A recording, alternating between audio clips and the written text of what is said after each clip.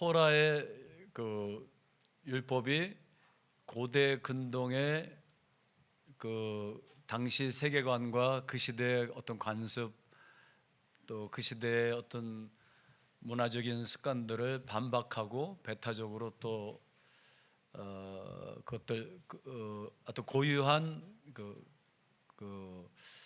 세계관과 신앙관을 가지고 그 시대의 어떤 율법을 반박했다라는 말을 제가 어저께 말씀드렸는데, 거기에 대한 어떤 좀 책들이 있습니까? 물어보셨어요. 그래서 제가 그런 책이 딱 있는 건 아닙니다. 여기저기에 있지만 그래도 좀 그런 것들에 대해서 제가 언급하고 있는 것들이 있고, 제가 제 책을 소개한 적은 제가 20년 동안 강의 어디 가서 처음입니다. 근데 여러분들 참고로 제가 지금 여기 보니까 교보문고에 구약 텍스트에서 윤리까지라는 제가 쓴 책이 있습니다. 여기에는 고대 근동의, 그러니까 구약의 문화적인 것과 규범적인 것과 서술적인 것, 문화적인 것과 그렇지 그 시대의 문화에 대한 것을 많이 다루었습니다. 그래서 구약 텍스트에서 윤리까지는 일단 그 윤리학의 어떤 철학적인 인식론적인 부분을 앞부분에 다루고, 그다음에 오경 선지서 지혜서의 그 시대의 어떤 고대 근동의 문화에 비교해서 어떻게 구약이 윤리를 보편적으로 제시할 수 있는가를 쓴 책입니다.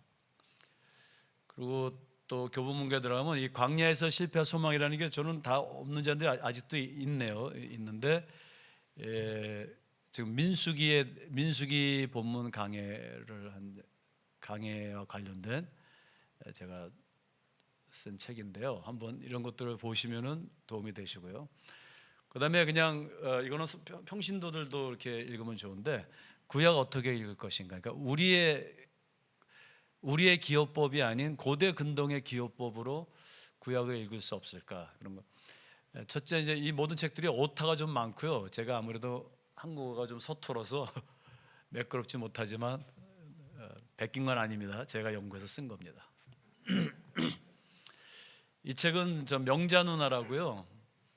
제가 사실은 누님이 셋이고 여동생이 한 명인데, 이 명자 누나 때문에 목사가 됐습니다.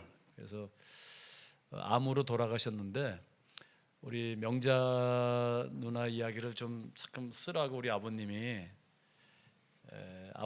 돌아가시기 전에 어떤 그 원고를 주셔서, 근데 명자 누나 이야기는 아닙니다. 고난에 대한 3편의 설교인데 그 안에 우리 명자 누나 이야기가 있고, 제가 어떻게 목사가 됐고 어떻게 여기서 지금 사역을 하고 있는가, 두란노에서 하도 이렇게 부탁을 해서 정말 기도하면서 짧은 건데요. 이것을 읽고 정말 감사해요. 우리 누님은 27년 동안 병상에 누워 계시다 돌아가셨는데, 그 고통 때문에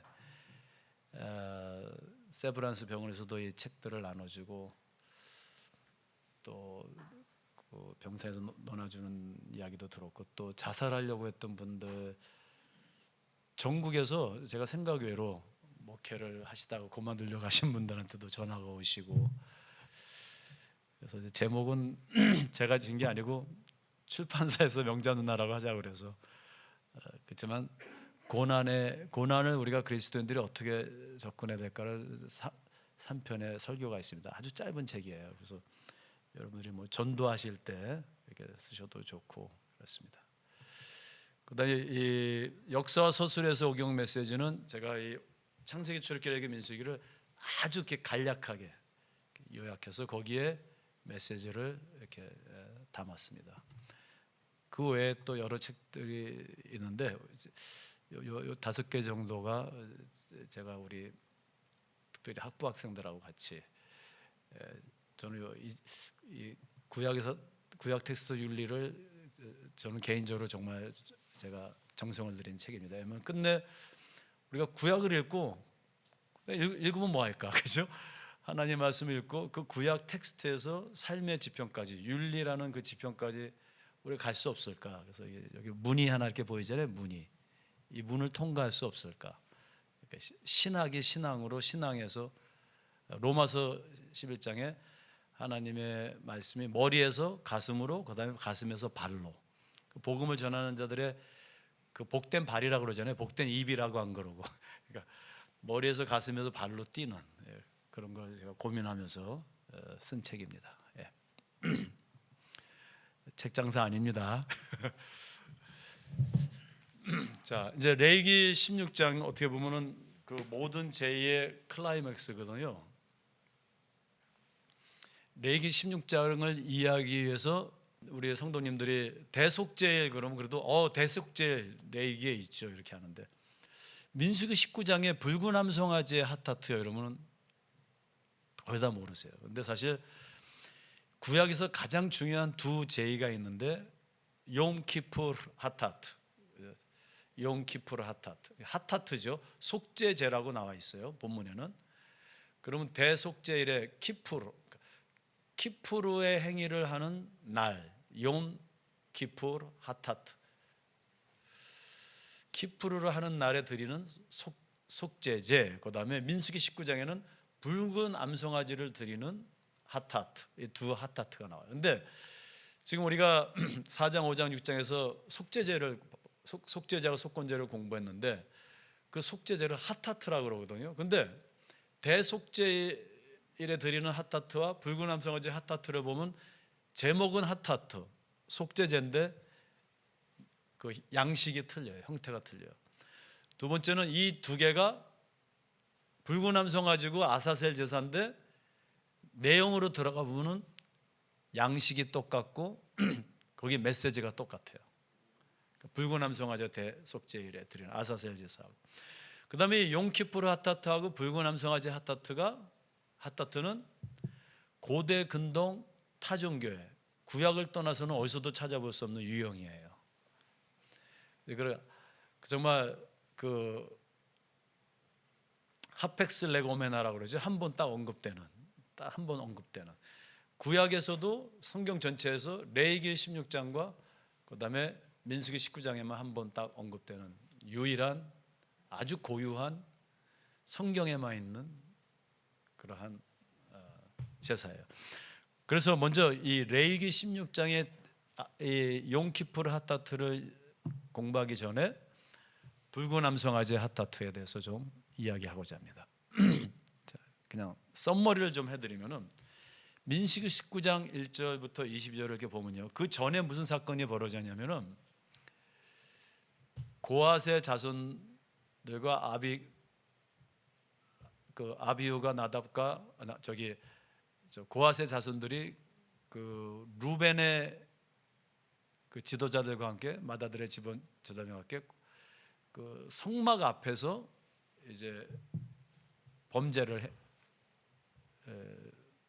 행하게 돼서 부정을 타니까 그게 바로 성막이 돼. 가장 거룩한 곳에서 그 부정을 범했기 때문에 하나님께서 벌을 내리시는데 그날 죽은 숫자가 엄청나요. 몇 명이었죠? 14,000, 엄청나게 많이 죽었어요.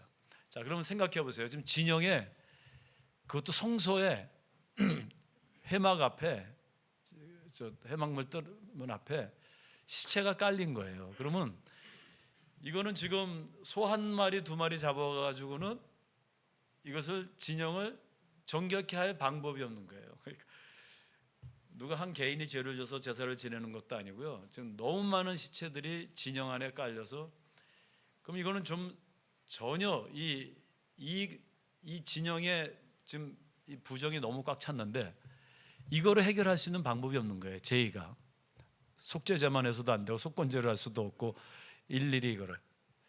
그래서 하나님께서 민수기 19장 1절부터 12절에 붉은 암송아지 핫타트라는 아주 독특한, 어떻게 보면은 레위기의 5대 제사를 다 이렇게 합축해서 이 안에다가 압축해서 하나의 제사로 만든 붉은 암송 핫타트를 하나님께서 명하세요. 그런데 레위기 16장의 아사셀 제사도 어떻게 보면은 이 5가지 제사가 해결할 수 없는 의도적인 죄를 해결하는, 즉 온 백성을 해결하는 백성의 죄를. 그러니까 붉은 암송아지 핫타트는 온 진영의 부정을 해결할 수 있는 죄이고요.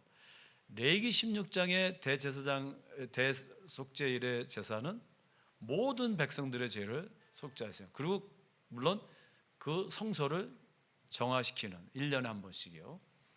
그런 두 가지 제의가 있음을 볼 수 있어요.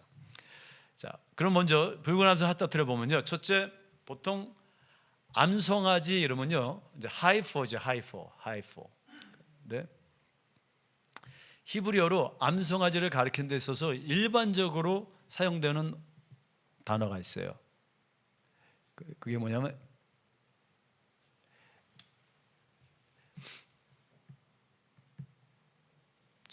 에겔라예요. 잘 알려진 거예요. 암송아지 많이 나와요. 에겔라. 자, 그런데 아주 유일하게 이 민수기 19장에서만 파라라는 단어를 쓰고 있어요. 그죠? 파라, 이렇게 파라. 이걸 우리가 하팍셀레고메나 담바라예요. 민수기 19장에만 딱 나오는 단어예요. 그러니까 너희가 암송아지를 한 마리를 데려오는데 보통 암송아지 이러면 에겔라 그러는데 여기서만 파르는 수소거든요. 그러니까 여성 파라라는 동사를 사용해요. 그러니까 유일한 거예요. 더군다나 더 유일한 건요, 붉은 암송아지라는 거예요. 붉은색의 암송아지라는 게 존재했을까? 신화적인 것이 아닌가 하는 사람들도 있어요. 그래서 파라, 아두마, 에돔이라는 말 있죠. 에돔, 에서가 털이 빨개서, 그러니까 파라, 에두마, 붉은 파라를 가져와라, 이렇게 얘기하시는 거예요. 둘째는요, 이 제의를 하나님께서 명하신 법이다 그래요. 그래서 후카라는 건 뭐냐면 그 하나님께서 시내산 언약에서 내리신 그 규례다 그런 말이에요. 그런데 언약서를 찾아봐도 없고 성결 법전을 찾아봐도 없고 레위기의 신명기 법전에도 없어요. 이건 전혀 새로운 규례라고 볼 수 있어요. 새로운 규례. 세 번째는 이 제의를 뭐라고 말씀하냐면 너희가 파라 에두마 붉은 암송아지에 핫타트를 드려라, 속죄제를 드려라 그래요. 그 붉은 암송아지는, 그런데 문제는 뭐냐면 속죄제의 핵심이 뭐예요? 번제거든요. 태우는 거거든요. 소를, 양을. 그죠? 희생제물. 그러니까 희생 제물을 드리는 게 그 속죄제의 핵심인데 여기는 이 붉은 암송아지를 태워가지고 여러 가지 다른 재료들을 섞어가지고 물하고 섞어가지고 정화수를 만드는 거예요. 그러니까 형식이 전혀 다른 거예요. 그래서 부정을 씻는 물을 만들라 그래요. 메니다, 부정을 씻는 물, 정화수를 만들어라 이게. 그래서 희생제물이 아니고 도살제물이에요. 샤핫, 도살해가지고 태워서 정화수를 만드는 거예요. 자, 이건 좀 복잡하니까 이제 요약을 하겠어요. 그래서 만들었어요. 어떻게 하냐면 붉은 암송아지를 가져오는 거예요. 근데 보통 이걸 어디서 잡아야 되냐면 뜰에서 잡아야죠. 그죠? 그런데 아니면 진영에서 잡아야죠. 진영에서 잡아야 되는데 진영 바깥에서 잡으라고 그래요. 그러면 진영 바깥에서 붉은 암송아지를 도살하려면은 진영 바깥은 정결합니까? 부정합니까? 부정해요. 그럼 대제사장에 나갈 수 있어요? 없어요? 나갈 수 없어요. 그죠? 근데 이 붉은 암송아지를 지금 이 진영의 정결을, 이 엄청난 부정을 정결케 하기 위해서 이걸 해야 되는데 진영 바깥으로 나가라는 거예요. 가장 부정한 것으로 이 붉은 암송아지를 가져가라는 거예요. 그러니까 아론이 나가지 못해요. 누가 나가냐면요, 민수기에서 아주 중요한 사건이 있는데 아론의 후계자가 엘리에셀이에요.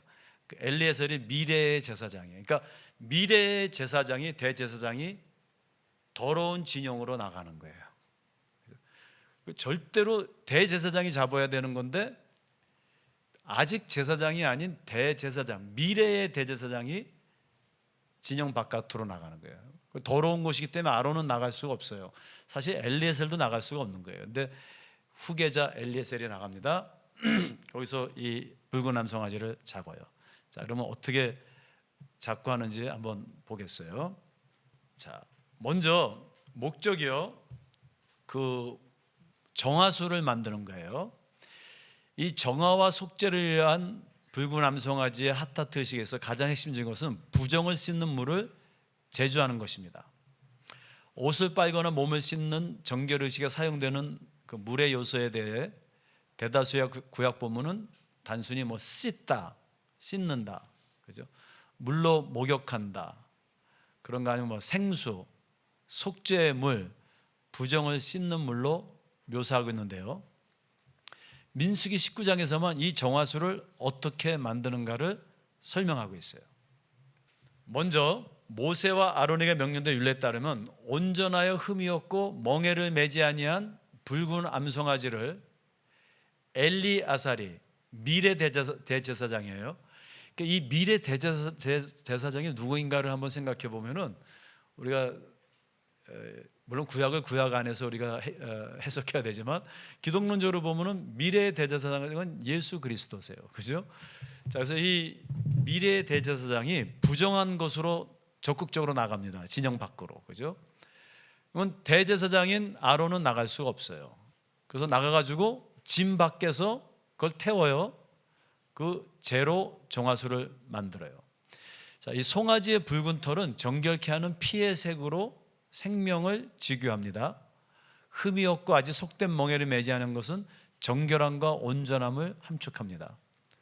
또한 어린 수컷이 아니라 암컷인 것으로 보아 주로 수송아지를 제물로 드리는 정형적인 회중의 속죄 제물이라기보다는 속됨과 부정함으로부터 정결함과 거룩함으로 나아가기 위한 정결 의식의 정화 제물임을 알 수 있습니다.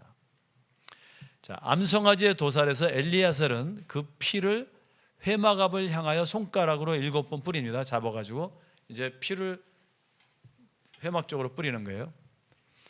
일반적인 속죄제에서 제단을 정화하기 위해 피를 뿌리는 정결 의식과 유사해요. 그러나 붉은 암송아지 핫타트가 다른 것은 이러한 의식이 모두 진영 밖에서 지금 집행된다는 거예요. 저쪽을 향해서 뿌리는 겁니다.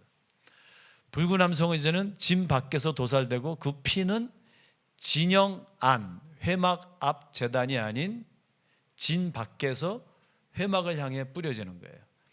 나머지 그 가죽과 고기와 피와 내장물도 다 진 밖에서 태워가지고 재로 만드는 거예요. 자, 이러한 의식은 몇 가지 의미를 시사하는데, 먼저 붉은 암송아지를 그 생명인 피와 함께 태우는 것은 그 재의 대속적인 정화 효과를 강화시키는 것이라고 볼 수 있습니다. 암송아지를 피와 함께 태워요. 그러니까 그 재 안에 피도 들어가 있잖아요. 정화 효과를 최대화하는 거예요. 그리고 제사장은 거기다가요 백향목, 우슬초, 홍색실을 함께 불살라요. 그러니까 붉은 암송아지를 태울 때 피, 그다음에 백향목, 우슬초, 홍색, 실 같이 태웁니다. 그러니까 이 뭐 백향목, 홍색, 실 이게 무엇을 의미하느냐 여러 가지 한번 읽어보시고 끝내는 이 거기다 같이 집어넣은 재료들은 정화의 기능을 가지고 있어요. 그러니까 엄청난 정화의 기능을 이 안에다 다 집어넣은 거예요. 그죠? 그리고 이 정화 효력을 최대로 강화시켜가지고 불사른 재를 흐르는 물과 혼합해요. 흐르는 물과. 그러니까 재와 흐르는 물의 히브리어 아파르. 아파르는 재고요. 마임, 그죠? 마임 하임, 마임 하이, 생명의 물. 그러니까 먼지와 생명의 물이에요. 그죠? 이러한 요소들은 다시금 마라의 쓴물과 단물처럼 의미적으로 생명, 물과 죽음, 먼지, 그리고 구속 그런 거 관련된 것들이에요. 자, 아주 뭐 쉬운 말로 정화수를 만들었어요. 간단해요. 그러면 이게 왜 좋을까요? 정화수를 만들면은 재를 갖다 놓고요. 필요할 때 물만 섞으면 돼요. 그죠? 물만 섞으면 돼요. 그래서 뿌리면 돼요. 그러니까 그 많은 사람들이 죽었는데, 그 많은 시체가 있는데, 이게 쉬운 말로 인스턴트 커피를 만든 거예요. 아주 효력이 있고 또 효과적이고 필요할 때 물만 섞으면 돼요. 섞어서 얼마든지 뿌릴 수 있어요. 그러니까 한 번의 제사로 모든 죄를 해결할 수 있는 거예요. 매번 이걸 할 필요가 없고 그런 상징성을 가지고 있어요. 어마어마한 정화의 효력을 가지고 있어요. 근데 이게 진영 밖에서 이루어지는 거예요. 그리고 진영을 향해서 정결케 하는 거예요. 중요한 건요, 이것을 영원한 율례로 삼으라고 그래요. 그러니까 이 규례는 영원하다라는 게 몇 군데 안 나와요. 근데 영원한 율례로 나오는 게 대속죄일과 이 불구남성화제. 이거는 영원히 지켜져야 되는 거예요. 영원이면 오늘도 지켜져야 되는 거 아니겠어요? 그죠? 근데 여기서 문제가 있어요. 무슨 문제가 있냐면요, 제사장이 엘리에셀이 자기를 정결케 하고 다 정결케 한다고 온전하고 정결하고 흠없는 불구남성화제를 태우고 그래서 정화수를 만들었는데요, 뭐라 그러냐면 그 정화수를 만드는 모든 과정에서 그 집행자가 부정을 탄다라고 얘기하고 있어요. 그럼 생각해 보세요. 내가 지금 제사장이에요. 나를 정결케 하고 그리고선 정결하고 온전한 불구남성화제를 잡았어요. 정화수를 만졌는데 그걸 만지고 또 지금 정화 역할을 하고 있는데 내가 부정해진다는 거예요. 그러니까 정결하게 하는 정화수가 나를 또한 부정하게 만드는 거예요. 그래서 이걸 다 집행한 다음에 수행한 다음에 제사장이 어떻게 해야 되냐면은 그 정화수와 가루를 다 놔두고 다시 자기 속죄제나 정화제를 드려서 자기를 다시 정화롭게 하고, 이 정화수로 정화롭게 하는 게 아니라 다른 방법으로 정화롭게 하고 그 다음에 저녁까지 기다려야지만 정결해져서 진영으로 다시 들어갈 수 있어요.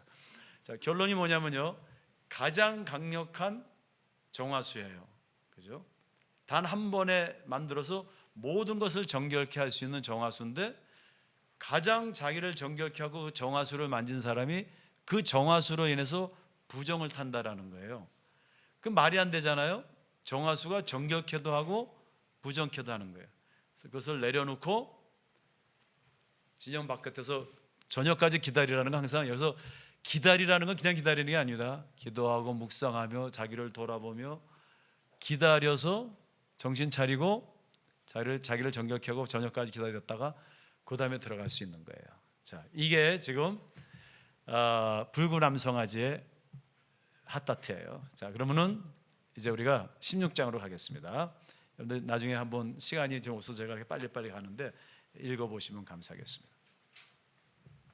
자, 그러면 이제 레위기 16장에 욤 하키푸림 핫타트가 나와요. 그죠? 욤 하키푸림 핫타트.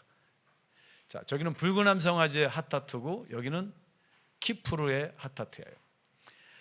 불구남성화제 핫타트에서 가장 역설적이고 모호한 점은 부정을 정화시키는 제와 정화수의 제조 과정에 앞서 정결한 제사장이나 헌제자가 바로 그 동일한 과정을 통해서 부정해진다는 점이에요. 그죠?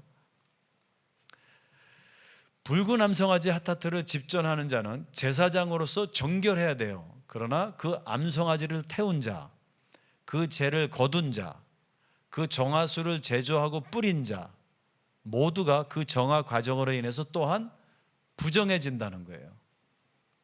쉬운 말로 선한 일을 하고 있는데 그 선한 일로 인하여 내가 부정해졌다는 거예요. 이에 대해서 제이콥 밀그롬은 불구남성화제의 부정을 씻는 물을 고대 근동의 한 정결 의식과 비교했어요.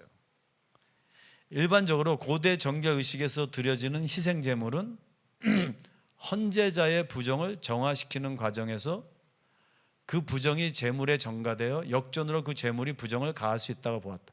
그러니까 뭐 고대 근동에 좀 이 불구남성화제가 아니라 우리가 아까 죄에 대해서 얘기했는데 부정에 대한 개념은 있었어요. 부정 탄다 그러잖아요. 그러니까 동물을 죽이면 동물의 부정이 인간의 몸으로 들어온다라는 게 있다라는 거예요. 고대 근동에 그런 관습이. 그러니까 밀그롬은 아마 불구남성화제를 죽일 때 불구남성화제의 부정이 이 사람 몸으로 들어왔다 이렇게 생각하는 거예요. 근데 그렇지 않아요. 이 불구남성은 부정한 게 아니에요. 온전하고 흠이 없고 정결한 암성화제예요. 그죠? 자, 그러나 불구남성화제 부정을 씻는 물은 우슬초로 그 정화수를 부정해진 장막과 그 모든 기구와 사람들에게 뿌리기도 전에, 즉 정화의식을 실제로 수행하기도 전에 이미 그 제조 과정에 참여하는 것과 접촉만으로도 정결한 제사장과 헌제자를 부정케 한다. 동물에다 손을 안 대고 그냥 정화수를 뿌리기만 해도 부정해지는 거예요. 내가. 그러니까 죄를 태우고 거두어서 짐 밖에 두고 회중을 위해 간직하는 그 자체로, 그러니까 죄를 간직하거든요. 필요할 때 물에 섞어서 뿌리는 거예요. 짐 밖에다가 그 죄를 갖다 놓는데 그 간직하는 자체, 그거 지키고만 있어도 부정해지는 거예요. 그러니까 가장 정결케 하는 그 물건이 나를 부정케 하는 거예요. 이게 말이 됩니까? 그 정화수를 만들고 뿌리는 의식 행위로 정결한 자가 부정케 돼요.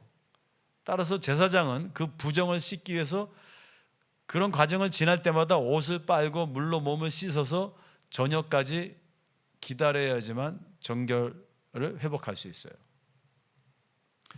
자, 구역에서 그러면은 부정한 것을 정결케 하고 정결한 것을 부정케 하는, 고대 타문화권에서는 찾아볼 수 없는 유일한 붉은 암성아지 하타트와 유사한 제가 있어요.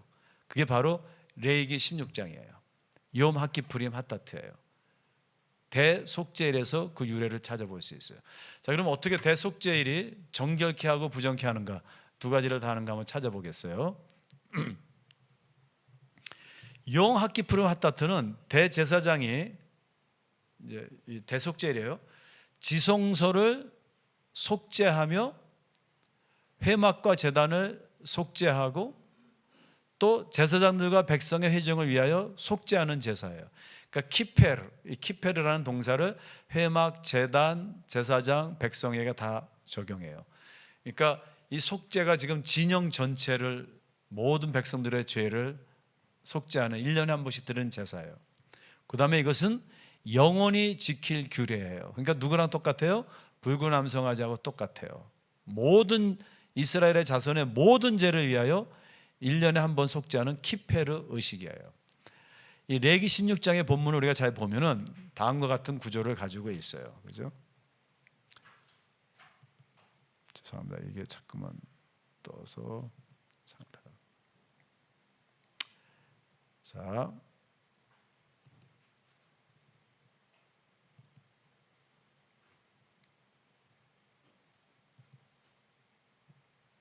좀 줄여볼까요? 네, 여기 도표를 보시면은요, 자, 16장 전체입니다. 16장에 보면요, 이제 속죄를 지키라는, 대속죄를 지키라는 하나님의 명령이, 지시가 있어요. 나답과 아비후 사건 이후에 하나님께서 모세에게 속죄일에 대한 지시를 내리십니다. 이 속죄일에 드릴 제물이 있는데 아론 대제사장이 먼저 수송아지를, 순양을 희생제물로 드리면서 자신을 속죄하는 겁니다. 그러니까 대제사장의 이 일을 집행하기 전에 자기를 정결케 해야 돼요. 그 다음에 회중을 위해서 숫 염소 2마리, 순양을 이제 준비해야 돼요. 그래서 이 순염소 2마리는 속죄제를 드리는 거, 백성을 위한, 순양은 번제물로 드립니다. 그 다음에 여기에 보면 속죄일의 의식에 대해서 개괄적인 설명이 있어요. 아론이 자기와 집안을 위해서 먼저 속죄제를 이렇게 저렇게 드리라고 그래요. 그러니까 항상 이 제사를 드릴 때는요, 대제사장이 먼저 자기를 정결케 하는 거예요. 그죠? 그러니까 가장 정결한 거룩한 지성소로 갈 수 있는 거예요. 그 다음에 회중을 위하여는 여호와를 위한 염소 1마리와 아사셀을 위한 염소 1마리, 염소 2마리를 가져오는데 백성의 죄를 속죄하기 위해서는 하나는 야훼 하나님을 위한 것이고 하나는 아사셀을 위한 것이다, 이렇게 얘기해요. 이제 아사셀이 무엇인지 우리가 한번 나중에 보겠어요. 많은 논쟁이 있는데요. 그 다음에 이 속죄를 어떻게 지켜야 되는지, 아론은 어떻게 이거를 수행해야 되는지, 백성들은 어떻게 해야 되는지를 쭉 설명하고 있어요. 11절부터 28절 안에. 그 다음에 마지막으로 29절부터 33절에 이 속죄일의 의의가 무엇인지, 그죠? 그러니까 매년 7월 14일에 본토인과 거류인들이 동일하게 경건히 지켜야 되고요. 그러니까 본토인과 히브리인들과 비히브리인들, 거기서 그 이스라엘 공동체가 그 히브리인들과 비히브리인들이 같이 있죠. 그 둘 다 지켜야 된다. 근데 이 붉은 암송아지의 핫타투도 본터인과 거류인들이 다 같이 지켜야 돼요. 그렇죠? 야훼 앞에 백성들의 모든 죄가 정결하게 된다. 모든 죄가 백성들의 정결하게 되고 모든 진영이 정결하게 되고 똑같죠. 붉은 암송아지하고. 그리고 이 날이 바로 안식일 중에 안식일이다. 샤바트, 샤바톤. 이게 굉장히 중요해요. 창세기 1장이 굉장히 중요한데 하나님이 우주 만물을 창조하신 궁극적인 목적이 무엇이냐를 말하는 것이 창세기 1장이죠. 창세기 1장은 우주 만물이 과학적으로 어떻게 창조되었는가를 이야기하는 장이 아니고 하나님께서 우주 만물을 왜 창조하셨는가를 이야기하는 장이죠. 그건 안식을 위해서 하나님과 백성과 땅의 안식입니다. 그럼 그 안식일 중에 안식일이 언제냐? 이 속죄일이라는 거예요. 샤바트, 샤바톤. 그죠? 그다음에 이 제사장의 속죄제 행위를 통해서 지성소, 회막, 제단, 백성이 다 정결하게 돼요. 이것은 영원한 규례예요. 자, 그럼 위와 같은 대속죄일의 제의는 그러면 붉은 암송아지 핫타투와 어떤 유사성을 가지고 있나? 우리가 한번 비교를 해보겠어요. 그죠? 첫째는요, 1년에 한 번 드려야 하는 대속죄일 제사는 붉은 암송아지 핫타투와 같이 이스라엘의 본토인과 그 진영에 거하는 외국인, 거류민 모두에게 영원한 율례로 명시됩니다. 그러니까 열방을 위한 것이에요. 모든 사람들을 위한 것이에요. 이 대속죄일과 그 다음에 붉은 암송아지는. 이 두 개의 유례 없는 핫타투는 그 의식의 진귀함과는 달리 성막과 진영과 거기 거하는 모든 사람들을 포괄적으로 정결케 하는 총체적이며 확대된 정화 효력을 가지고 있어요. 두 번째는요, 욤 핫기푸름 핫타투는 제사장과 백성을 위한 속죄제가 있고요, 아사셀의 제의 그리고 번제로 구성된 아주 복합적인 정결제의로서 그 주요 목적은 온 백성을 속죄하고 키페르, 지성소와 회막과 제단을 정화시키고 또 키페르 하는 데 있어요. 이는 붉은 암송아지 핫타투와도 똑같아요. 이 둘의 핫타투에서 동일하게 제사장은 희생 제물의 피를 손가락으로 속죄소와 제단에 혹은 회막 앞을 향해 7번 뿌리는데 이는 성소의 정화를 위한 것이에요. 그러나 핫타투가 오직 성소의 정화를 위한 것만은 아니에요.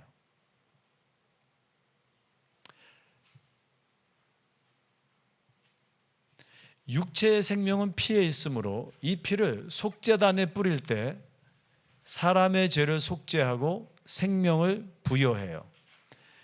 욤 핫기푸림 제에서 볼 수 있듯 그 지성소와 회막과 제단을 위하여 속죄하기를 마친 후에 제사장은 더 나가서 야훼 앞에 두었던 아사셀에 속한 염소 머리 위에 안수해요. 한 염소는 이제 하나님께 속죄제로 드리고 하나는 백성들의 죄를 대제사장이 안수해서 정가시키죠. 그래서 그것을 아사셀에게로 보내는 거예요. 머리 위에 안수해서 이스라엘 자손의 모든 불의와 범한 모든 죄를 아뢰고 그 죄를 염소의 머리에 두어 광야로 내보내요. 이러한 제거 의식은 죄를 제거하는 거죠. 성소뿐 아니라 이스라엘 백성과 그 중에 거하는 모든 거류민들을 속죄해요. 그래서 이날에 너희를 위하여 속죄하여 너희를 정결케 하리니 너희의 모든 죄에서 너희가 여호와 앞에 정결하리라. 이렇게. 자, 이 하키푸림의 원형 동사인 피엘령 키페르는 일반적으로 성소를 정화하는 개념의 속죄하다로 사용합니다. 그러나 속죄제에서 키페르는 성소뿐만 아니라 사람을 속죄하는 동사로도 사용됩니다. 따라서 대속죄일은 지성소와 회막과 제단을 속죄하고 또한 제사장들과 백성들의 회중을 속죄하는 날입니다. 이렇게 속죄제를 통한 성소와 백성의 정결은 거룩하신 하나님께서 그 가운데 거하실 수 있는 영역을 확보하고 그 언약 백성과의 거룩한 유화, 즉 거룩한 안식을 성립합니다. 그러므로 대속죄일은 야훼 앞에 두었던 아사셀에 속한 염소의 대속으로 인해서 안식일 중에 안식일로 지명됩니다. 이는 진영 밖 정한 곳에 두었던 붉은 암송아지의 정화수로 성소와 진영과 언약 백성을 정결케 하는 것과 유사합니다. 백성들이 그 진영에서 끊어지지 않도록 그 가운데 하나님의 거룩한 임재를 통해 하나님과 언약 백성 간의 거룩한 안식을 실현합니다. 자, 세 번째, 물론 아사셀이 무엇이냐에 대해서는요 다양한 설명이 있죠. 뭐 돌아올 수는 아주 험악한 산들의 이름. 그래서 아사셀로 보낸다. 아사셀에게 드린다. 그 염소가 죄를 감당하고 아사셀에 가서 돌아오지 못하고 죽어서 우리 백성들의 죄가 없어진다. 그런 의미도 있고요. 근데 아랍어로 이렇게 또 번역을 해보면 이것이 그냥 스케이프고트, 영어로는 스케이프고트, 그죠? 그 죄를 감당한 그런 염소라고 번역이 될 수가 있어요. 자, 어쨌든 간에요. 이 아사셀에 드리는 죄는 백성들의 죄를 거기에 전가해서 이제 다시 돌아오지 않아서 죄가 사라지는 거죠. 근데 세 번째 제가 강조하고 싶은 건 바로 여기예요. 가장 역설적이며 모호한 것으로서 이 둘 핫타트가 특징이 있는데요. 부정과 정결이 둘 모두의 원인이 되는 거예요. 예를 들자면요, 대속죄일 아사셀 제의에서 대제사장 아론이요, 그 부정해진 성막과 온 백성을 속죄하려고 먼저 자신을 정결케 하죠. 속죄제를 드려서 자기를 정결케 해요. 그리고 정결한 옷을 입고 거룩한 지성소로 들어가요. 그런데 지성소에 들어가면은 아론이, 대제사장이 부정을 타요. 근데 한번 생각해 보세요. 가장 거룩한 곳으로, 진영에서 가장 거룩한 곳으로 들어갔는데 아론이 또 정결한 몸으로 들어갔는데 부정을 탄다는 말이에요. 그러면 가장 정결한 정화수를 만드는 과정에서 부정을 타는 거랑 똑같아요. 그죠? 그 다음에 이 아사셀과 붉은 암송아지는 진영 밖에서 또 이루어져요. 그죠? 그렇기 때문에 그 지성소로 들어가는데 그것으로부터 나올 때 어떻게 되냐면요, 그는 지성소에 들어갈 때 입었던 세마포 옷을 벗어버리고 거기다 두고요, 거룩한 곳에서 다시 물로 그의 몸을 씻은 후 원래의 자기 옷을 입어야만 그 성소에서 살아나올 수 있어요. 지성소에서 나와가지고 그의 몸을 다시 씻어야 하는 것은 거룩한 지성소에서 정결한 대제사장의 몸이 오히려 오염되고 부정해졌음을 의미하는 거예요. 대제사장 아론뿐 아니라 아사셀 제의에서 염소를 광야로 보낸 정결한 자도 다시 그의 옷을 빨고 몸을 씻어야 하고요, 속죄제에 드려진 희생물의 가죽과 고기와 똥을 짐 밖에서 불사른 정결한 자도 다시 옷을 빨고 물로 몸을 씻어야 하지만 정결한 진영으로 들어갈 수 있어요.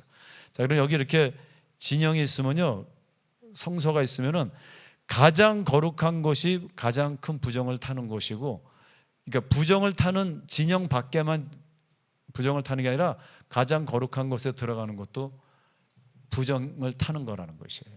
그렇죠?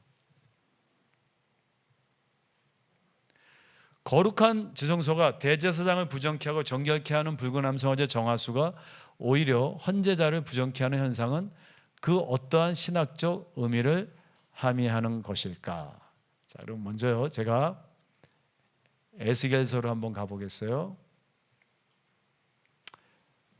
에스겔서에 가보면요, 대제사장이 지성소로 들어갔어요. 근데 나올 때 그 정결한 옷을 벗어버리지 않고 그냥 나왔어요. 그냥 나오면 어떻게 됩니까?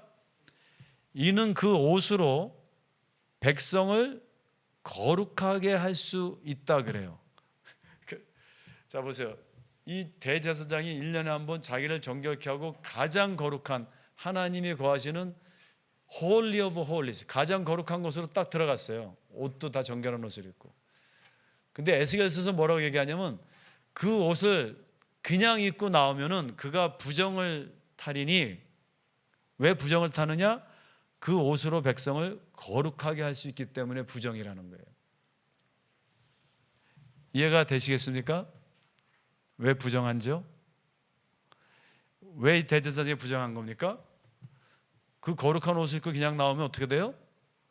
사람들을 거룩하게 할 수 있다는 거예요. 그게 뭐예요? 하나님이 하시는 일을 자기가 하는 거예요. 이거 굉장히 중요합니다. 우리 정결 부정에서 부정이라는 게 궁극적으로는 무엇을 의미하는가를 우리에게 얘기해 주고 있어요. 가장 큰 부정은요, 진영 밖이 아니고요, 지성소에 내가 서 있는 것입니다. 가장 큰 부정은요, 그 거룩한 옷을 벗어버리고 다시 옛날에 입었던 인간의 옷을 입고 겸손히 바깥으로 안 나오고 그 거룩한 옷으로 지성소에서 충만해가지고 나와서 그 옷으로 사람들을 거룩하게 하는 것이 가장 큰 뭐예요? 부정이라고 얘기하는 거예요. 그럼 부정이 뭡니까? 네가 그걸 먹으면 어떻게 돼요? 네가 그걸 먹으면 선악과를 먹으면 어떻게 돼요? 하나님처럼 되리라.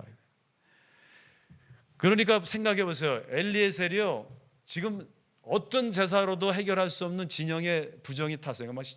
근데 하나님이 붉은 암송아지라는 엄청난 방법을 가르쳐 주셨어요. 그래서 막 자기를 정결케 하고 정화수를 막 뿌리면은 얼마나 신이 났을까요? 자기가 하나님처럼 느껴져요. 그냥 이걸 막 뿌리면은 지금 내가 하나님이에요. 근데 하나님이 가만히 있어. 네가 하는 게 아니고 내가 하는 거야. 너는 이제 부정을 탄 거야. 왜? 자기가 하나님인 줄 아니까. 어떻게 돼요? 정화수를 다시 내려놓고 다시 옛날식으로 제사를 지는 자기를 정결케 하고 저녁까지 진영 바깥에서 깜깜해질 때까지 벌벌 떠면서 기다리고 보면 뭐야? 나는 뭐예요? 진영 밖에 사자한테 잡혀 먹을 수도 있는 아무 힘도 없는 한 인간이에요. 그거를 깨닫고 다시 사람으로 돌아가는 거예요. 대제사장이 1년에 한 번씩 방울을 달고 누구나 들어가면 죽는데 자기는 안 죽어요. 그 거룩한 곳으로 들어갔어요. 거룩한 옷이 됐어요. 그냥 나와요. 그러면 그 옷으로 인해 사람들이 막 거룩해져요. 자기가 신이 되는 거예요.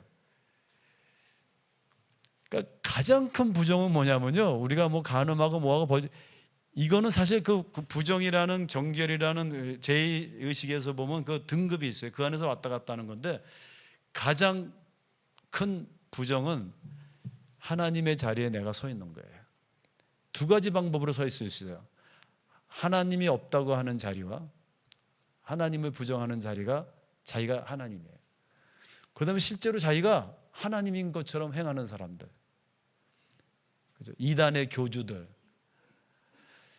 그러니까 뭐 40일 금식하고 기도하고 나와서 막 쉬하고 막 그냥 이러다 보면은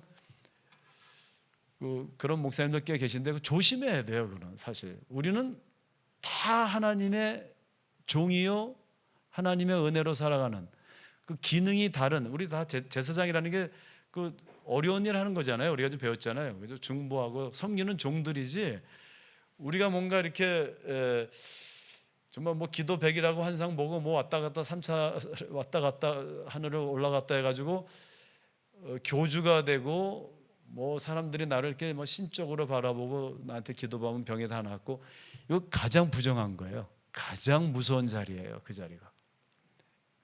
그러니까 우리가 부정의 개념을 이제 확실히 이제 정리할 수 있었는데 그동안 많은 것들 얘기했지만 레위기 16장과 민수기 유일하게 성경에만 나타나는 것, 즉 하나님의 자리에 내가 서 있고 하나님을 행사하는 것, 이게 가장 큰 죄예요. 그게 창세기 3장의 죄예요. 네가 선악과를 먹으면 네가 하나님처럼 될 거야. 하나님이 어디 있어? 아니면은 자기가 하나님처럼. 이 의식을 통해서 대제사장이 무엇을 깨닫게 합니까? 나는 사람이구나. 나는 종이구나.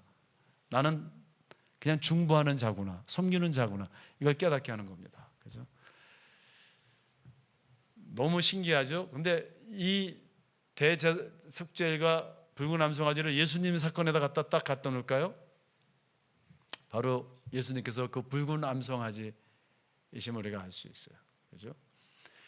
자, 이 진영을 정결케 하기 위해서 가장 정결한 것이 가장 부정한 것으로 가는 겁니다. 그 어떤 제사에도 그게 없어요. 이 희생 제물을 드릴 때, 잡을 때 이거는 진영 안에서 해야 되지 진영 바깥으로 나가면 안 되는데, 진영 바깥으로 나가는 것은 가장 정결한 것이 가장 부정한 것으로 가는 거예요. 즉 말씀이 육신이 되어 우리 가운데 오신 거예요. 가장 거룩하시고 가장 높으신 분이 낮고 낮은 인간의 몸을 입으시고 가장 부정한 이 세상으로 오신 거예요. 그죠? 이게 진영 밖의 이론이에요.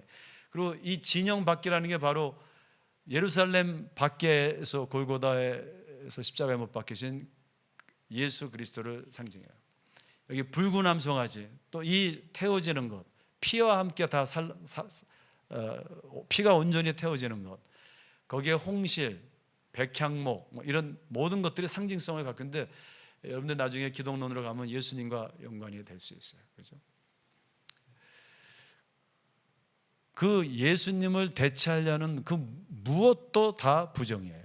가장 큰 부정이 거기에 있어요. 그 예수님을 대체하려는 것. 그렇죠?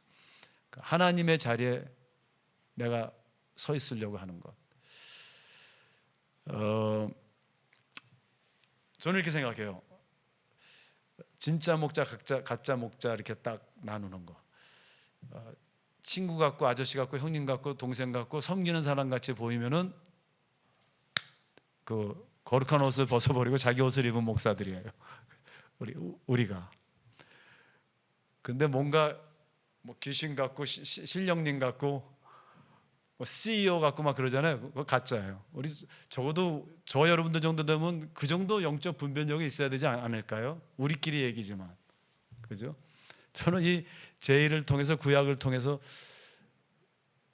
누가 정말 하나님의 백성일까 이런 걸 많이 생각해봐요. 그리고 제 자신을 많이 돌봐요. 그래서 좀 쉬운 방법이 있어요. 그러면 정말 참된 대제사장은 뭐 이거 왕관 이렇게 오신 게 아니고 어떤 모습으로 오셨는가? 이사야서 42장부터 53장 종의 모습으로 오신 거예요. 여러분들 여기서 종이라는 말을 굉장히 조심해야 되는 게, 우린 종 그러면 뭐 배너 영화를 봐가지고 뭐 아프리카 노예 이런 거로 생각해요. 근데 에베드는 그 제국주의자들의 종이 아니에요. 노예가 아니에요.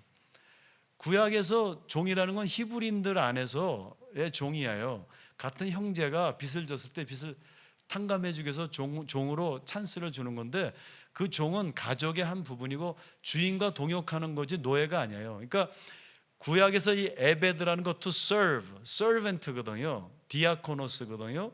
그러니까 노예와 종을 좀 구분할 수 있어야 돼요. 그러면 구약의 종은 어떤 종입니까? 엘리에셀 같은 종이에요. 아브라함의 종. 그죠?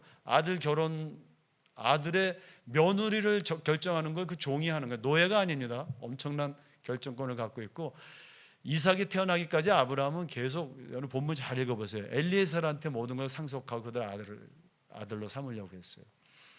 그러니까 동역하는 자에 함께 서브하는 자. 예수님께서 그 주인이 종한테 한 달란트 두 달란트 주고 재산을 맡기잖아요. 그러니까 노예가 아니에요. 우리가 정말 이거 자꾸만 우리가 종이라는 단어가 나올 때 노예를 생각하는데, 그걸 영화에서 보는 노예고 구약에서 그런 노예가 아니에요. 종이에요. 그러면 종은 뭐냐? 주인을 잘 섬기는 자들이에요. 동역하는 자예요. 그 주인으로부터 재산을 위임받는 자들이에요. 우리가 생각하고 있는 노예가 아니에요. 그럼 예수님께서 메시아가 어떤 모습으로 오느냐? 이사야서 종의 신학 42장부터 뭐 43장, 53장까지 보면은 종의 모습으로 온다라는 거예요. 자, 그래서 우리는 그럼 참된 제사장의 모습은 뭐냐? 종이에요. 섬기는 종. 그래서 제가 저한테 한번 적용해 봤어요. 내가 목사로서, 신학교 교수로서 나는 어떤 모습이 되는가? 나쁨이 아니라 우리 그리스도는 어떤 모습이 되는? 종의 모습이에요. 성경에서 말하는 종. 저는 이렇게 이제 제 아내를 이렇게 바라볼 때 나는 우리 아내의 종이다. 좋은 의미에서 섬기는 종이다. 제가 우리 일부러 좀 이렇게 일부러 할 필요도 있어요. 저는 학생들을, 제가 이제 학교의 학생이고 좀 나이도 있고 이제 뭐 시니어도 되고 그러면 좀 학생들이 이렇게 섬겨주려고 하잖아요. 직원들도. 그러면 제가 스스로 나는 우리 학생들의 종이다. 제가 참 의식을 해요. 어떻게 섬길까? 저는 학생들 들어올 때 꼭 문 열어드리고 어린 학생이라도 나갈 때는 제가 연구실에서 같이 따라 나가서 복도까지 가서 꼭 인사해 드려요. 왜냐면 저는 학생들을 섬기는 종이니까. 그러니까 저 여러분들이 누굽니까? 제사장이 뭡니까? 종이에요. 그죠? 우리 교인들을 섬기는 종이에요. 그것이 성경의 제사장의 모습이에요. 근데 우리는 잘못하면은 아주 부정한 곳으로 가든지 진영 밖으로, 아니면은 아주 거룩한 곳으로 가가지고 지성소에 내가 서 있을 수가 있고 거룩한 옷을 계속 입고 하나님의 행세를 할 수 있다라는 거예요. 이제 무서운 부정이에요. 자, 여기에 대해서 한번 여러분들 이 해석이 뭐 절대적이라고 말할 수는 없어요. 그렇죠. 마음가르텐이라는 그런 학자들도 이것을 그렇게 해석했고요. 그다음에 이 붉은 성화자 에스겔서와 그다음에 이 대속죄일 이런 것들을 비교해 보면은 분명히 이 해석이 그 어떤 부정에 대한 것을 우리에게 궁극적으로 정의하고 있다라고 볼 수 있어요. 그렇죠? 자, 우리가 지금까지요 제의에 대해서 다 이야기한 거예요. 그죠? 한번 몇 가지로 요약을 해보겠어요. 제의의 첫 번째 기능은 정결케 하는 거다 그랬어요. 정결케. 왜 정결케 해야 되느냐? 거룩한 하나님께서 임재하시기 때문에, 그죠? 그거예요. 근데 그 정결에 있어서 속죄라는 키페르 개념이 있는데 그 정결이 단순히 어떤 물건을, 장소를, 사람의 죄를 사하는 게 아니고 굉장히 포괄적이고 범우주적이라고 그랬어요. 그죠? 그러니까 속죄라는 개념이 단순히 제사함이 아니라 우리의 윤리적인 지평, 사회적인 지평, 경제적인 지평, 환경적인, 자연적인 모든 생물에 대한 그 모든 지평을, 영역을 다 함축한다고 그랬어요. 그래서 속죄의 개념이, 키페르의 개념이 단순히 죄가 아니라는 거예요. 그 다음에는 그 안에서의 부정과 거룩이 있는데 거기에 등급이 있다고 그랬어요. 그렇죠? 그러니까 우리가 그 거룩 안에, 하나님의 언약 안에 들어가서도 좀 덜 부정할 수 있고 더 부정할 수 있고 그게 있어요. 아직 온전하지 못한 것이에요. 그렇죠? 그렇지만 그 부정의 극이 있는데 두 군데라고 그랬어요. 뭐예요? 진영 바뀌고 그다음에 지성소라고 그랬어요. 그럼 보세요. 맨 처음에 정결의 궁극적인 목적이 뭐였어요? 하나님의 임재이잖아요. 하나님의 임재. 그리고 하나님의 영광이 가득하다라는 거였는데 그 하나님의 자리에 내가 서 있다라면은 그거야말로 큰 부정이라는 거예요. 여러분은 그 정결의 궁극적인 목적인 하나님이 임재하시고 동행하시고 하나님의 영광만이 나타나는 곳에 나의 영광이 나타나고 내가 서 있다라면은, 그죠? 그러면 이 정결의 원래 본질적인 의식의 궁극적인 목적이 다 깨진 거예요.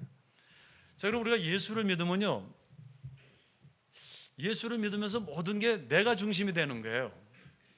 하나님 나의 죄를 용서해 주셔서 감사하고요, 나를 복 주셔서 감사하고요, 내 자식 이렇게 해주시고 나에게 이런 복을 주시고요. 이거 필요 없다는 건 아닙니다. 근데 만약에 이렇게 되면은 성경에서 말하는 그 속죄, 그 구원의 궁극적인 본질을 잃어버리고, 사실 그 궁극적인 본질은 그 땅에 거룩한 백성과 제사장 나라 세워서 열방을 중보하며 하나님의 임재, 하나님의 영광이 나타나는 것인데 모든 게 내가 집중이고 그 지성소에 내가 서 있고 모든 제사가 나 중심으로 지금 이루어지고 있는 거예요. 이러니까 참된 여기에 지금 예배의 모습이나 거룩한 백성과 제사장의 모습이나 이런 게 나타날 수가 없다라는 것이죠. 근데 이게 너무 어려운 것 같아요. 솔직히 저도 기도하면 우리 가족 내 자식부터 막 기도하지, 정말 하나님의 나라를 왜 하나님의 영광을 위하여 나는 뒤로 물러나고 먼저 그 나라 그 일을 구하면 주시는 건데 그게 안 되고 먼저 내 거를 구하게 되고, 거룩한 백성과 제사장 나라와 하나님의 임재를 구하는 것이 아니라 내가 거룩한 옷을 입고 있고 내가 원하는 건 그 땅이고 그 땅 위에 거룩한 백성은 아니고, 이런 것이 반복되는 것을 볼 수 있어요. 그래서 제가 고민하다가 습관을 한번 바꿔봤어요. 아무리 힘들어도 기도 딱 시작하면 먼저 하나님의 나라와 하나님의 교회와 또 여러 나라들과 이렇게 교회들을 위해서 기도한 다음에 맨 마지막에 내 거를 한번 기도해 보자. 그래서 순서만 바꿔봤어요. 그랬더니 좀 도움이 돼요. 그래서 딱 기도할 때 하나님의 나라에서 교회들을 위해서, 국가들을 위해서, 뭐 선교사님들을 위해서, 목사님들을 위해서, 또 우리 학생들을 위해서 이렇게 기도하고, 그러니까 그런 것들을 우리가 한번 구체적으로 또 습관적으로 고쳐봐야 되지 않겠나 이렇게 생각이 들어요. 예, 우리 또 한 10분 쉬고 이제 돌아오겠습니다.